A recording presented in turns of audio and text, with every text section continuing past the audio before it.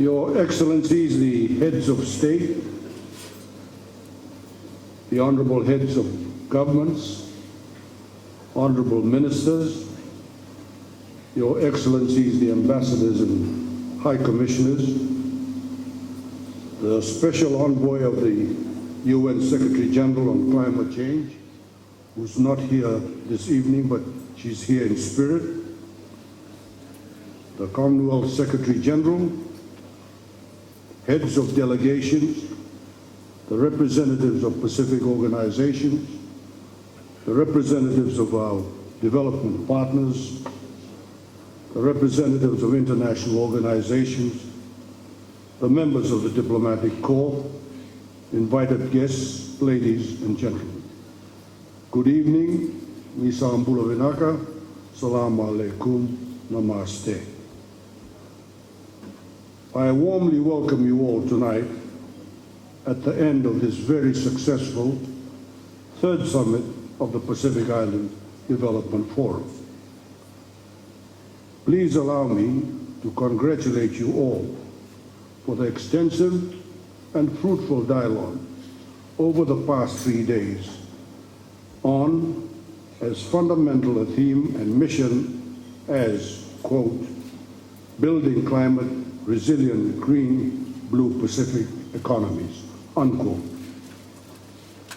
You firmly launched your dialogue this week by acknowledging the challenges we collectively face as a Pacific family in the blunt reality of climate change. You identified the leadership necessary in transforming these challenges into opportunities to our advantage. You explored avenues for partnership that expands beyond existing realms, including South-South cooperation between and amongst ourselves as Pacific people, as well as those with our development partners. You also welcome the call for innovation in championing, quote, outside the box thinking in the crafting and implementation of strategies to strengthen the resilience of Pacific people.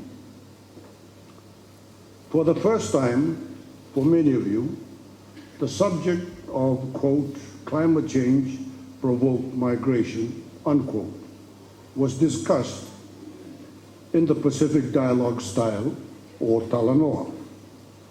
To label it, quote, climate change-induced migration is to accord it a charming and irresistible quantity and quality that it does not deserve.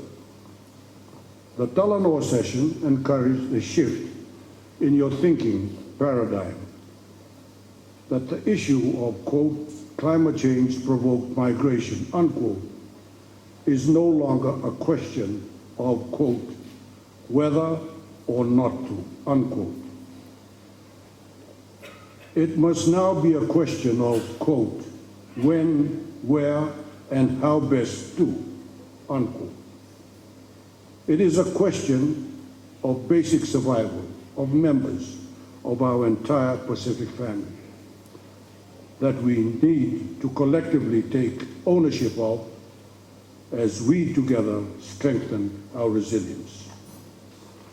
In this way, apart from the normal outcome statement of this third summit, the Suva Declaration is the first assertive call by the people of the Pacific on the responsible global citizenship of the 21st Conference of Parties to the United Nations Framework Convention on Climate Change, or COP21, to be held in Paris this December.